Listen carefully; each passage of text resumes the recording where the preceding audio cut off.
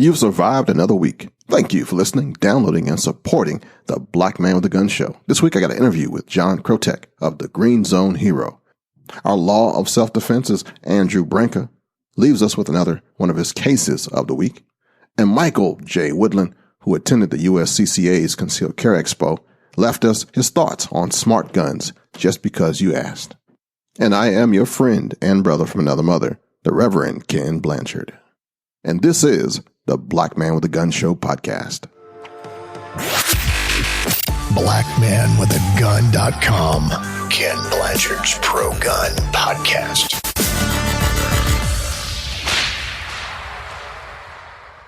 Man, what crazy weather we got. It was almost 90 degrees here just the other day and snowing in the Midwest still. This is April, right? Wow. Well, after John Wayne leads us in a Pledge of Allegiance, we're going to get on episode number 564. I pledge allegiance to the flag of the United States of America and to the republic for which it stands, one nation, under God, indivisible, with liberty and justice for all. A couple of months ago, I started a podcast editing company, and I've been doing podcast editing for the Women's Gun Show. Check that out when you get a chance at womensgunshow.com.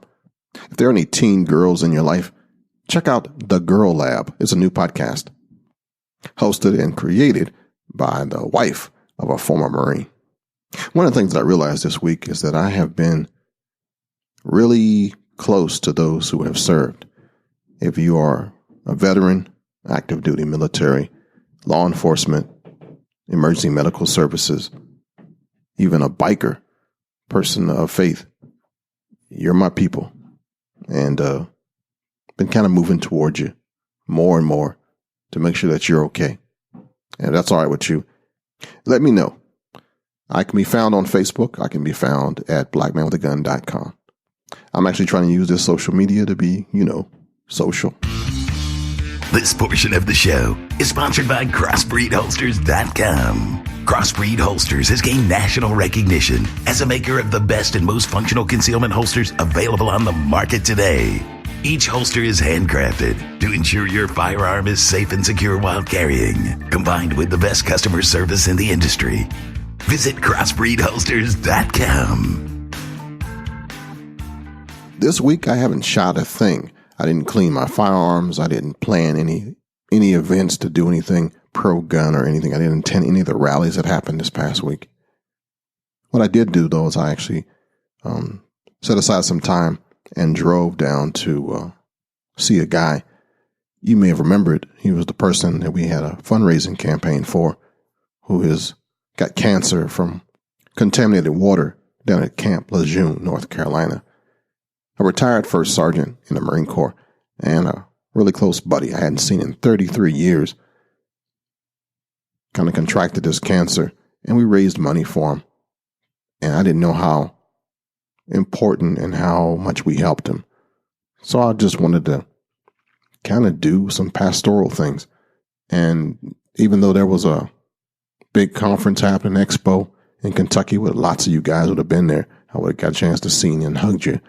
I wanted to do the personal thing and just take care of the folks that I know might need a hug more than you do right now. It was a long, solitary drive, and I got a chance to think about a lot of things. One of the things I thought about was all the young people who are protesting and don't really know anything, the ones that are being used by the elite and the anti-gun people to do their agenda. They'll be voters someday, and they're being corrupted. 4 years from now, it's going to be a pretty tough time with a whole population of stupidity. I thought about that. I thought about the rallies and how much they're kind of bogus now, too. I live near Washington, D.C., where there's a rally or protest almost every other week. And I've learned something about these protests.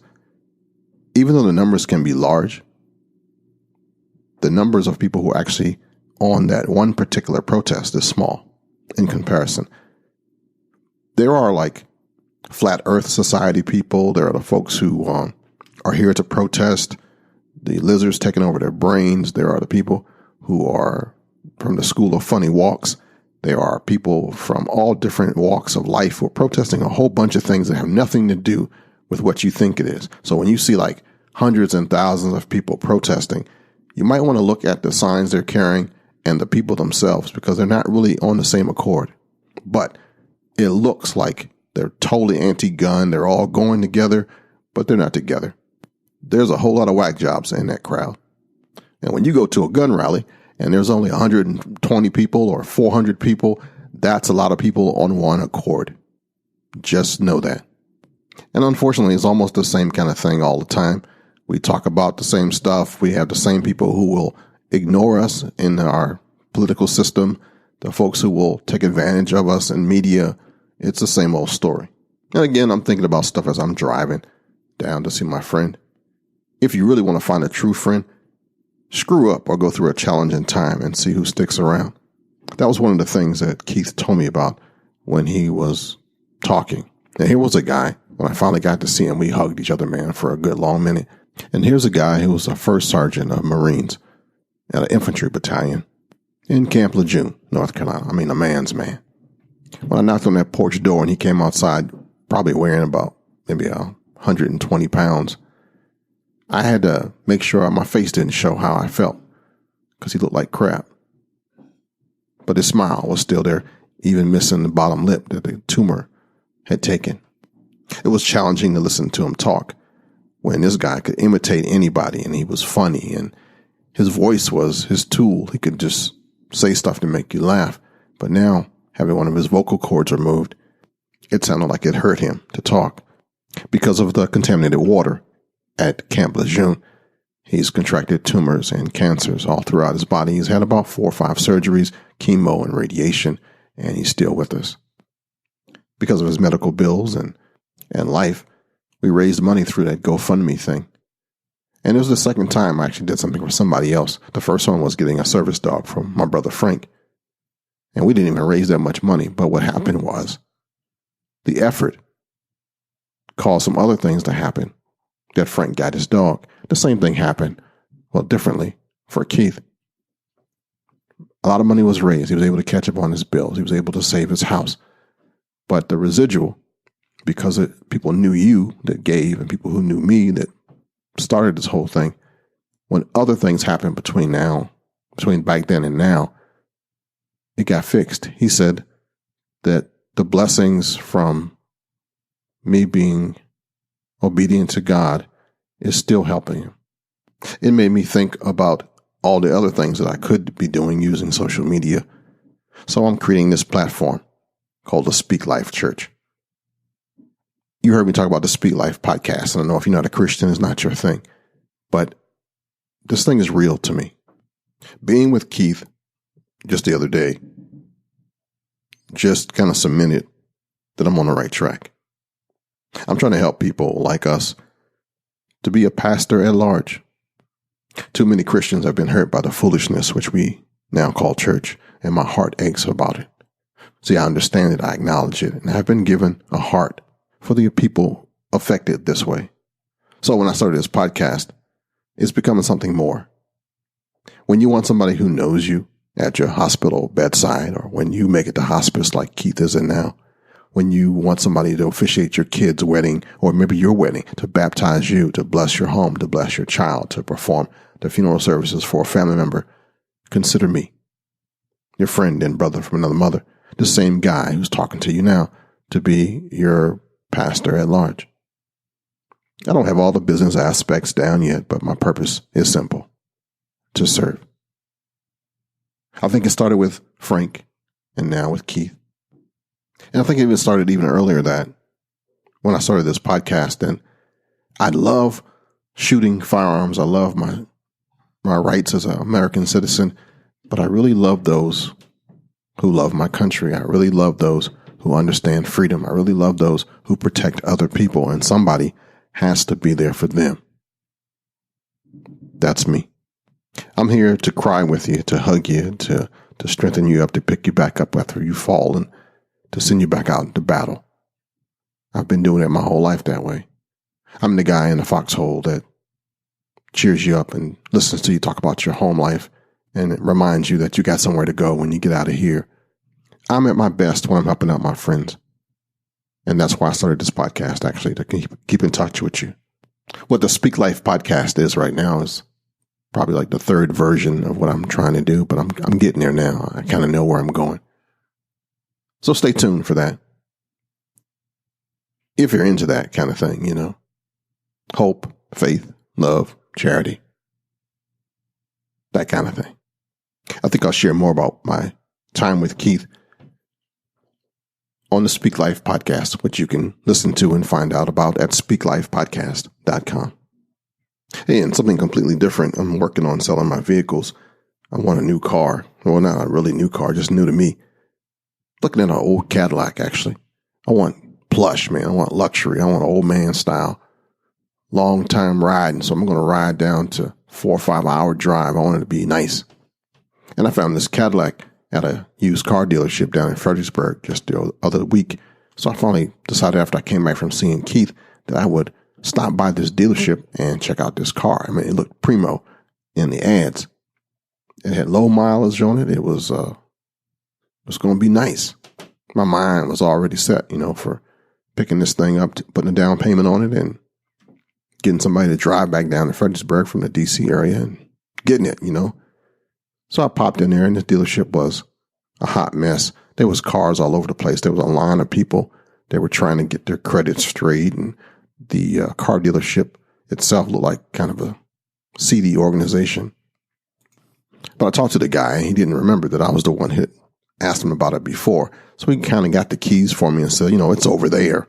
You can go find it and check it out. And if you want to drive it, come back. So he was too lazy to actually show me the car, which is fine. He already lost points on salesmanship. So I grabbed the keys and walked between a couple of cars and walked down the lane. And underneath this tree was the car that did not look anything like the one in the ads, of course. It was about 2 shades duller, that had been oxidized by the sun.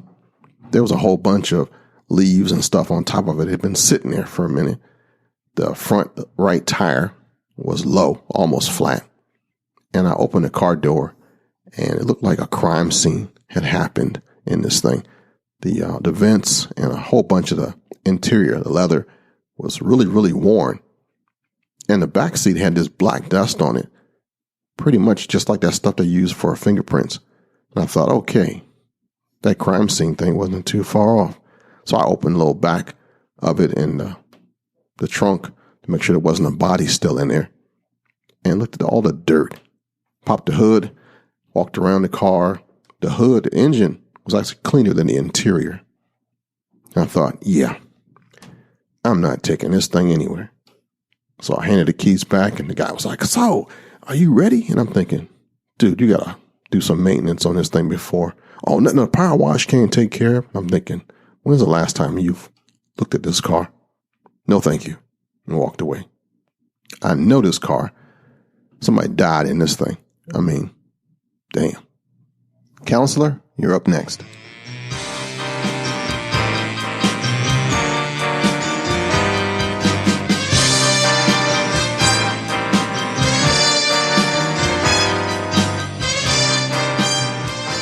Thanks, Ken, for having me back on for another Law of Self-Defense Case of the Week. I'm attorney Andrew Branca with lawofselfdefense.com. This case of the week is provided for educational purposes only. If you are in need of legal advice, you must consult with an attorney in the relevant jurisdiction. This week's case of the week is Drennan v. State out of the Wyoming Supreme Court, and it involves the use of deadly defensive force against an unarmed attacker. The defendant, Drennan, had been renting out a mobile home to the victim, and the relationship between the two had grown unpleasant. The victim was in the process of moving out of the mobile home, and he was angry that the defendant was denying him access to some of his stored property. As the victim stood outside the mobile home, the defendant approached carrying a no trespassing sign. He was also wearing a holstered gun on his hip and had an activated audio recorder in his pocket. As the defendant approached the mobile home, he told the defendant, "You push me around, I push you around." The victim threw his jacket to the ground and walked toward the defendant as both were standing on the mobile home's porch, insulting the defendant. The victim grabbed the defendant and threw him off the porch and over a 4-foot-high fence in the yard. The defendant landed on his back and tried to scoot backward when the victim started coming over the fence. The defendant yelled at the victim to stay back, but the victim kept coming towards him and said, "Shoot me." The defendant obliged, fired 5 shots, hitting the victim multiple times. The wounds would prove fatal. The state charged the defendant with first-degree murder. At trial, the defendant argued self-defense, but the jury found the defendant guilty and the trial judge sentenced him to life in prison. The defendant appealed his conviction, claiming prosecutorial misconduct on the grounds that the prosecutor had repeatedly misrepresented Wyoming's law of self-defense to the jury. Incidentally, Wyoming doesn't have an intermediary court of appeals, so the appeal from trial went straight to the state Supreme Court. The defendant's specific complaint is that the prosecutor repeatedly told the jury that Wyoming law prohibited the use of deadly defensive force against an unarmed attacker. During opening statements, for example, the prosecutor told the jury, quote, "I submit to you that no matter what the scenario, it really doesn't matter whether you're a fan of old Western movies or modern police officer movies or perhaps even sci-fi. There's one general rule that shines through no matter what the scenario is. You do not shoot the unarmed man. You don't do it." Close quote. He continued, quote, "And we believe that you'll be able to find that the defendant purposely shot the victim with his 9mm Beretta 4 times, killing him with premeditation and malice, and that further he had no legal justification to do so. None. You see, the victim wasn't armed. He never was armed, and you just do not shoot the unarmed man." Close quote. Incidentally, the trial court transcript both misspells Beretta and writes 9mm as .9mm, which would be an awfully small round. Later, during closing argument, the prosecutor told the jury, defense counsel said, "Why? If the defendant wanted to kill someone, why would he do it in broad daylight? Why would he do it under these circumstances?" The answer is because he didn't know the law. That's why he did it. 2 reasons. He didn't know the law. He thinks he's justified. He thinks he can shoot and kill someone even though they are unarmed. Close quote. Unfortunately for the prosecutor, it is not the law in Wyoming or any other U.S. state that you are absolutely prohibited from shooting and killing someone who is unarmed. Deadly defensive force is justified when necessary to stop the reasonably perceived imminent threat of deadly force. It's true that it may be more difficult to demonstrate a threat of death or grave bodily harm when the threat is an unarmed person than if, say, the person is armed with a knife or a gun, but that doesn't mean it's impossible for an unarmed person to represent a threat of deadly force. Keep in mind the definition of deadly force includes not just force capable of causing death, but also force capable of causing grave bodily harm. That's certainly not beyond the capacity of a nominally unarmed attacker. In any case, no attacker is truly completely unarmed. They always have at least their hands and feet, either of which may be used in a manner to cause death or grave bodily harm. The core question in these cases is whether the attacker presented a threat of death or grave bodily harm by whatever means were being employed by the attacker. If that deadly force threat was being posed by an attacker who was nominally unarmed, he's still a deadly force threat, regardless, and deadly defensive force may be justified. The Wyoming Supreme Court agreed with the defendant that the blanket statement that Wyoming law prohibits shooting someone who is unarmed is a flat misstatement of the law. They reversed the defendant's conviction, and they remanded the case for a new trial. I've said many times, and as this case shows again, you must never assume that a person knows the law of self-defense just because they have a particular job title, and that includes the job title of state prosecutor. If you like this content and would like more, I encourage you to take a look at the Law of Self-Defense Patreon page, where we have lots of free content, as well as premium weekly video programming, our weekly podcasts, and it's all available for mere pennies a day. And if you become a patron at just the $5 a month level, you get your choice of a free copy of our best-selling book, The Law of Self-Defense, or our popular DVD, Top 10 Things You Probably Don't Know About Self-Defense Law. To learn more, just point your browser to lawofselfdefense.com/Patreon.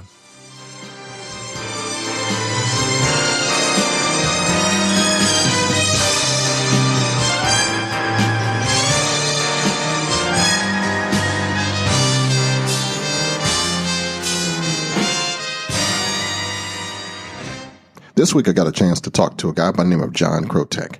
He's of GreenZone Hero. That's an American veteran-owned global business-to-business company. You know, every company needs a strategy to attract more veterans and active duty military customers. This business is what they do.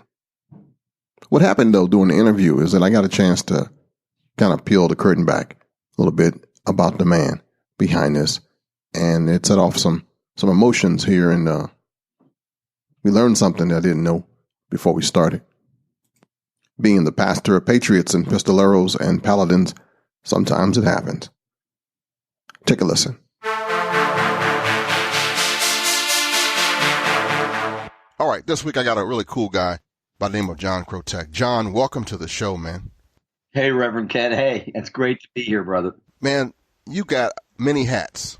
You're supporting patriotic businesses, your honor and freedom. You got something called the GreenZone Hero. Tell us about that. Well, thank you for that. We do have a few hats down here in Florida. We're GreenZone Hero honors freedom to improve people's businesses.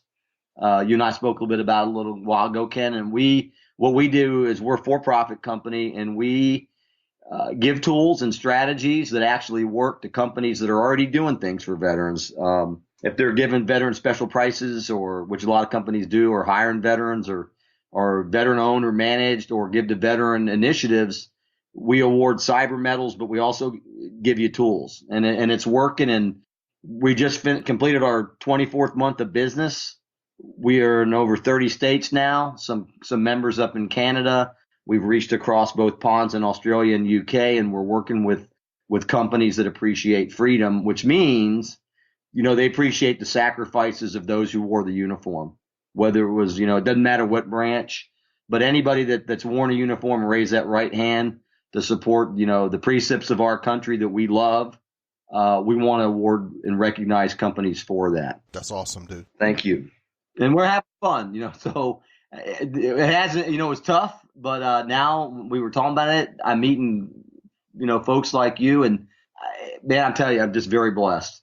Combat veteran. What branch you serve?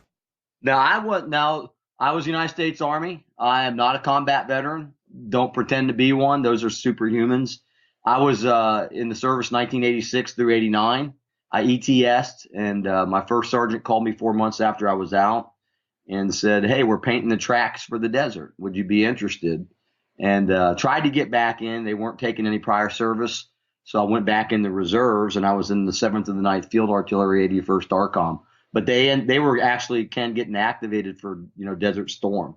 And, of course, they went over there. That was over fairly quickly. Our unit took no casualties. My roommate actually was awarded something for taking a bunch of prisoners. But that's what I did in the service. My dad was a 28-year Army officer, but me, I went in, did the 3 years active at that time, and then about a year and a half in the reserves, and the rest of the time was the IRR. But a lot of my buddies, male, female, all branches, gosh, man, I think we've been in war for 16 years now. I got lots of friends out there that have served, in that environment. One of the things that we talked about before is that the misconception of what a gold star is. You want to help us with that one? I sure do. I was at I'm sure you've heard of Chris Peranto, the Benghazi guy. 13 Hours, I think they did that movie. But I was sitting with a very good friend of mine, Jill Stevenson, whose son was actually wounded in action, U.S. Army Ranger, 75th Bat, in Afghanistan, came back to the States, died on the operating table. They took his heart and put it in another human being, and Bill Lund wrote the book. It's called The Heart of a Ranger. So I'm sitting at this speaking engagement, and next to me is a congressman's aide, and I introduced Jill as a Gold Star mom, and he goes to give her a high five. And I see this look on her face, and, we see that a lot. People think that Gold Star, kind of like a Gold Star, Ken, we were growing up. You get a Gold Star for doing something good in school. Yeah. Well, that's not the case. The case is that woman lost her son, and it's not something you don't get a high five for. So we started this podcast last week. It's being hosted by Chris Hager, who actually has been at the White House a few times with this new presidency. But his son was killed in Iraq in the surge in 2007. And we started Angel Brigade Radio. And Angel Brigade Radio is a podcast. I know you've been at this game for a long time, but it's a podcast that wants to educate the listening population what Gold Star means. And, we hope we can turn that misconception around that it's not a high honor. Well, it is kind of in a backwards kind of way, but it really is Chris calls it a celebration. To me, it's sad, but if he wants to call it a celebration, then by all means, I'm glad that he is. But he's it's part of the healing process. His show, we're sponsoring it, but his show, it talks to parents who have lost loved ones. And the second show just went this week. The next show we're doing them every Monday or Tuesday now. So we just hope to be part of the solution. Straight Out of Combat Radio, which is another podcast that we're doing, is to try to diminish the stereotype, the negative stereotype. And you know this, Ken, that whenever we think of veterans, the main conception is that they're loose cannons and they could go off any time. And, we just got to be careful of these combat veterans. Well, we want to find a solution to change that and turn that around. And we've been on the air now for 25 weeks and, we're starting to tell the stories. And these people are humans just like you and me. You know that. And I call them superhumans because they've got skill sets that have been tested in fire. And they're not broken. They're going about their lives a little bit differently. Man, how'd you, being such a tough guy, be so compassionate, man, to other people? You're kind of breaking the stereotype of a tough guy right now. You know what? That's a great question, man.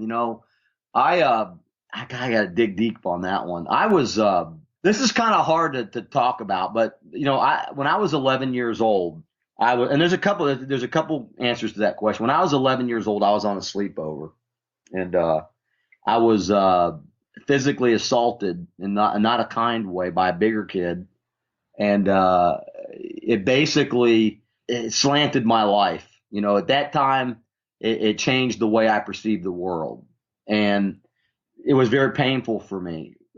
And I think that out of that pain came this compassion, because I couldn't hate people, I wanted to, but I think it just developed this passion. And I don't want to slight my dad, but my dad came out of Pittsburgh, and he had a derogatory, God bless him, I love my dad, but he had a name for everybody's nationality and skin color. I got you.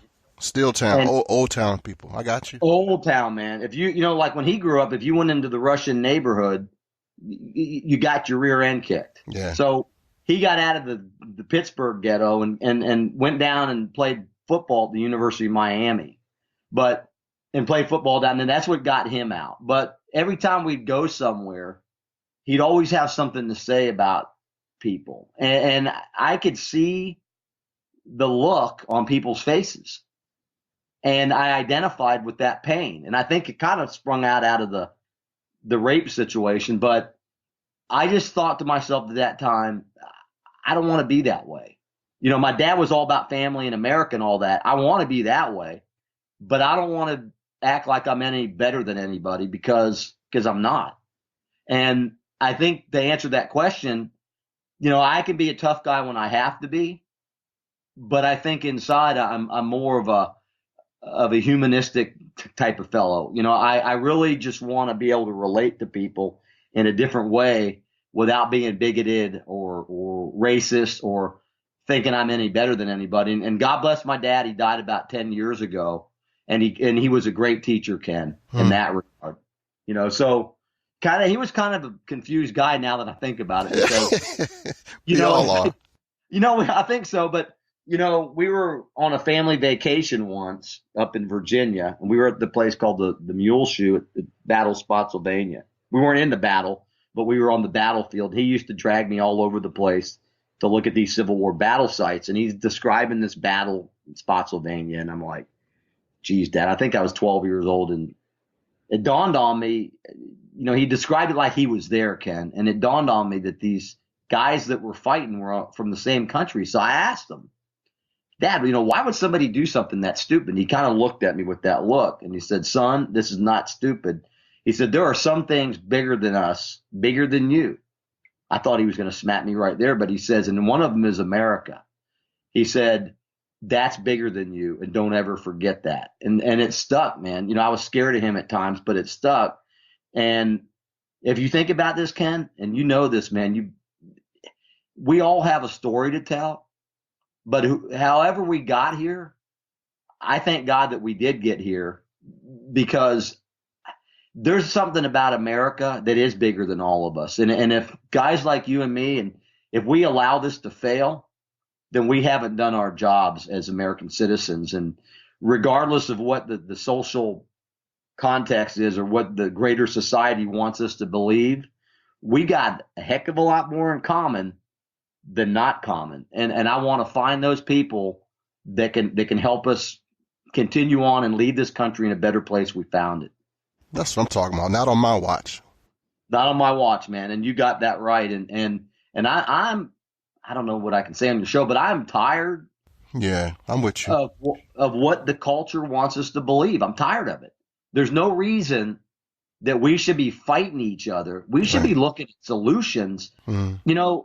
I used to travel to South America. I did it for about 15 years. I used to go down there, and we did these high altitude climbing trips. And it was astonishing to me, because most of my customers obviously were Americans, but they used to have this thing thinking that the rest of the world lives like we do. Well, when we go down to Peru or Ecuador or Bolivia, wherever we were climbing at, it was an eye opener for those folks when they got to see the extreme poverty. And we talk about corruption, but I mean, down there, man, if you're not greasing palms, you could be in trouble. Right. But every time I came back, Ken, back to the States, I figuratively kissed the ground we walked on, because you too. And so did those people. You know what I'm saying? Yeah. So I love what you say, not on my watch. I even love the name of your show, Black Man with a Gun, man. That's powerful. And it makes me proud to know that you've been at this a while, and you have the courage to speak, what you're made about. And guys like you are the guys I want in the bunker. If there's ever anything that needs to be taken care of, I want to be on your team, man. And I want you to be on my team. Likewise, dude. Likewise. We can do it. You've been doing it for a decade. I just started this podcast journey. I know we're making some inroads. I've met some fantastic people, and it just makes me prouder to be American every time I talk to people that come on our show, and guys like you that have been, making it easier for guys like me. Thanks, man. Too kind. Cutting too kind, brother. So what's some of the things that you've discovered since you started podcasting? Well, great question. I discovered that people want to hear the stories that, it's kind of interesting, man. We get locked into this age of likes and, analytics and metrics and all these cool things that we think are going to solve the world's problems. Well, analytics don't solve problems. What solves problems are people like you and me. And how you solve problems is not how many likes you get.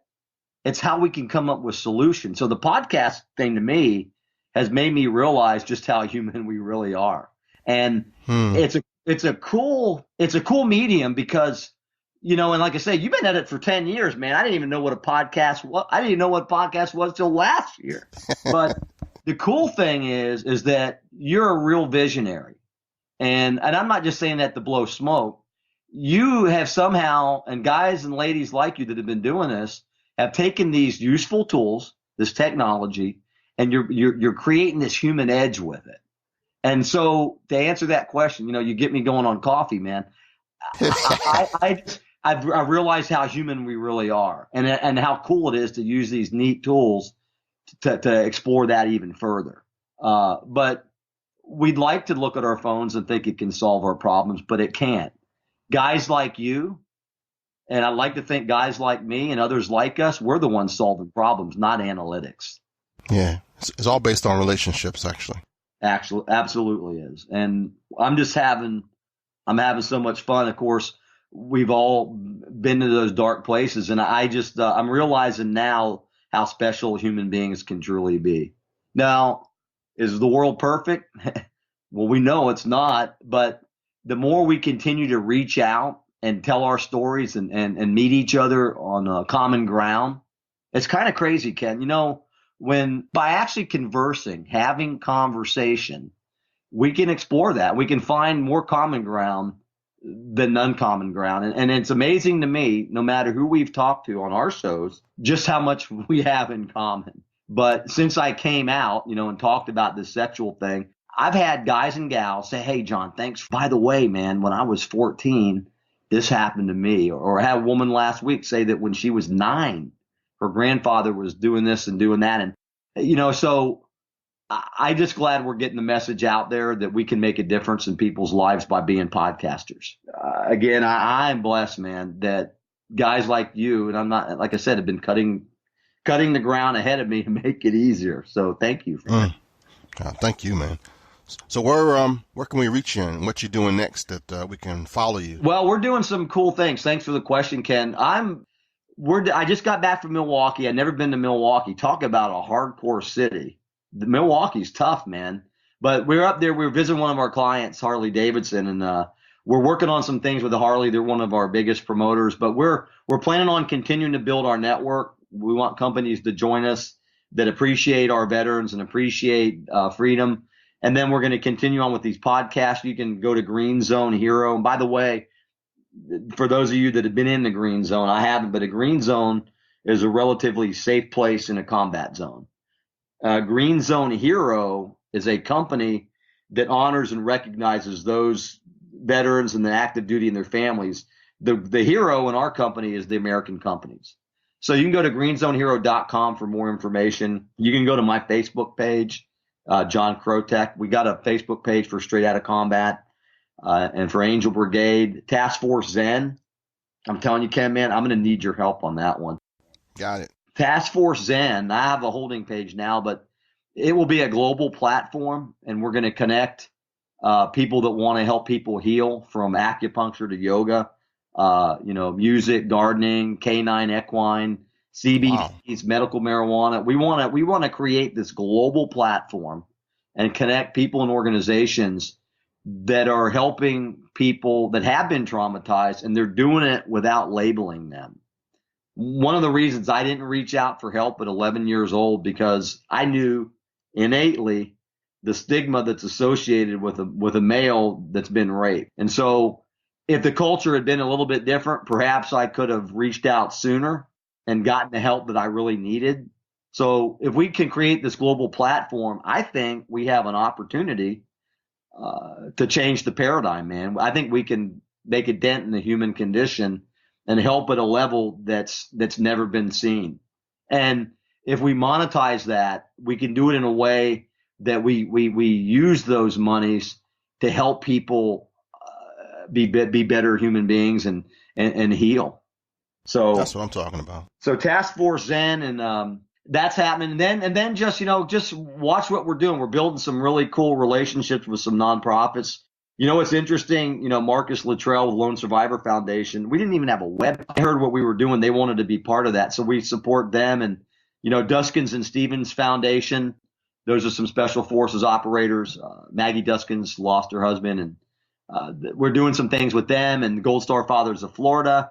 We're starting to create these platforms where we can actually create sustainable revenues for nonprofits, so they don't have to beg every year. We're giving them viable option to create renewable income. And if we can do that, then these programs live. We will make it happen, because I know that if you've been at this for the decade, I know that you're a guy that makes things happen. And just let's work together and see how we can make things happen. It'd be really cool to do that. So if anybody wants to contact you, how best? Well, they can go to John, John, at greenzonehero.com. I'm real good about getting back at people. There's a phone number on that website too. Just visit the website.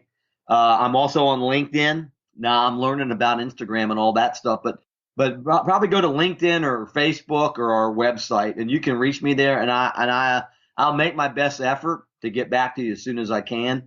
If it's an emergency, there's a number on our website that you can call me anytime. We have had people with PTS call us, and we try to lead them in the right direction. We're not experts. We're not doctors, but we have had some experience. I had that TBI back in 2012. I know a little bit about CBDs. Charlotte's Web out of Colorado is one of our supporters. Ojai Energetics out of Southern California. So we've got some true believers behind what we're trying to accomplish. But you can reach me there, Ken, any of those places. Thank you for being on the show today. Ken, my pleasure. I love you, man. Love you too, brother. You can check out John at GreenZoneHero.com. Another brother that I love is Michael J. Woodland. Big Mike got a chance to go to Kentucky. I'm looking forward to hearing his report back on what happened at the USCCA's Concealed Carry Expo. But he left us with something about smart guns. Hit it, Big Mike. And today we're going to discuss smart guns.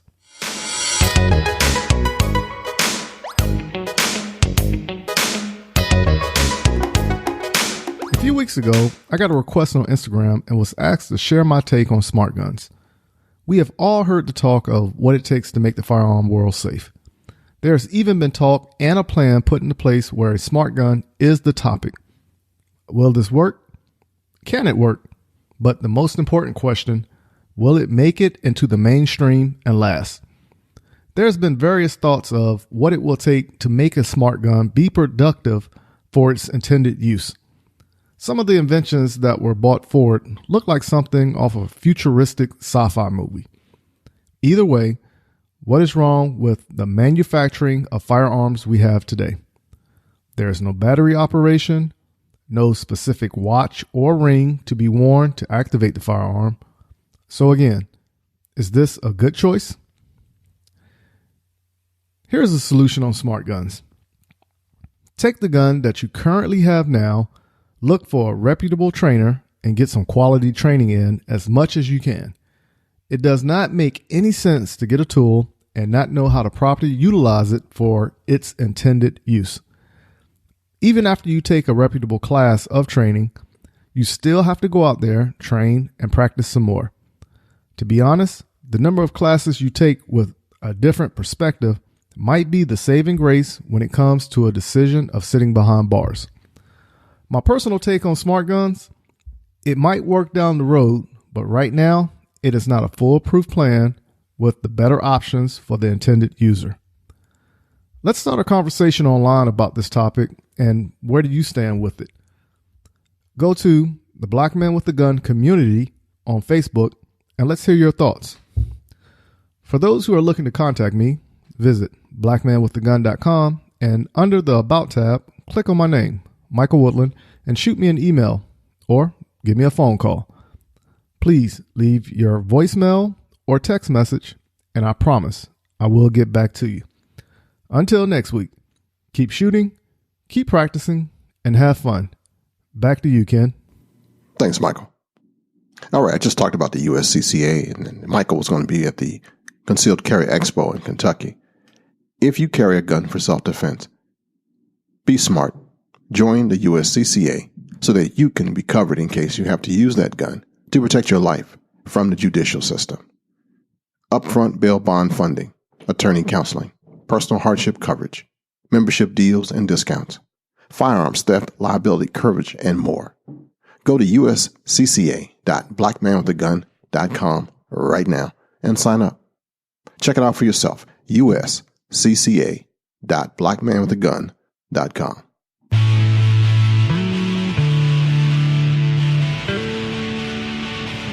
Get the book that started it all. Black Man with a Gun, Reloaded. It's the story of a man who's helped change gun rights in America, one heart at a time. It's a primer for the firearms enthusiast, and it's a fun read. It's the story of Ken Blanchard. Get yours on Amazon.com. Black Man with a Gun, Reloaded. Speaking of Amazon, I just got contacted by a new company with a funny name. It sounds like they're kind of working for the urban market. It's called Pro for Show. It's hearing pro for sure. Maximum hearing protection. It's rated at 34 dBs, which is pretty good. These things are plastic. They are comfortable. They're tight though. They're tight on your ears and they're great for actually protecting your ears from sound. They do come in larger ear cup sizes, but the bigger ones are less. They're 32 dBs. And the small size is actually the standard size, which was designed for the universal fit. And the large size should be extra large size for other people. And since Amazon only offers a limited option of the size variation, the Ear Pro for Show group try to do something different here. So check them out. They're under $20, and they are the best passive shooting hearing protection you can get. They're on Amazon. Look for Pro 4 Show. Yeah, that's how I spelled. If you want some personal quiet time, these would be good. If you're into NASCAR, this can be good. Monster trucks, this can be good. If you want to save your kids who might have some autism or auditory processing disorders, this can be good. If you're a drummer, if you're at a sporting event that's really loud, if you want to study in quiet, if you're mowing the lawn, if you're doing some lawn maintenance, construction work, or you're working with machinist tools, you might need these Pro 4 Show. And they come in a whole bunch of colors. And go on Amazon and check them out. Let me know what you think. Amazon treating me funny, so I don't have a link to it right now. But I will have the link to this on the website and on the show notes for this episode. If you follow me on Facebook, you'll find that link there too in the show notes for this episode. Pro 4 Show. I know, it sounds ghetto, but you know how we roll. All right, that's it for this week. Thank you for listening, downloading, and supporting the Black Man with the Gun Show. Appreciate you guys on Patreon so much. Looking forward to talking to you again next week. Check me out on Facebook and social media, and definitely on the Speak Life podcast. Just in case nobody has told you this today, I love you. And there's not a damn thing you can do about it. Until next week. Shalom, baby. Until next time, friends. To keep in touch with Ken and his cause, head over to blackmanwithagun.com.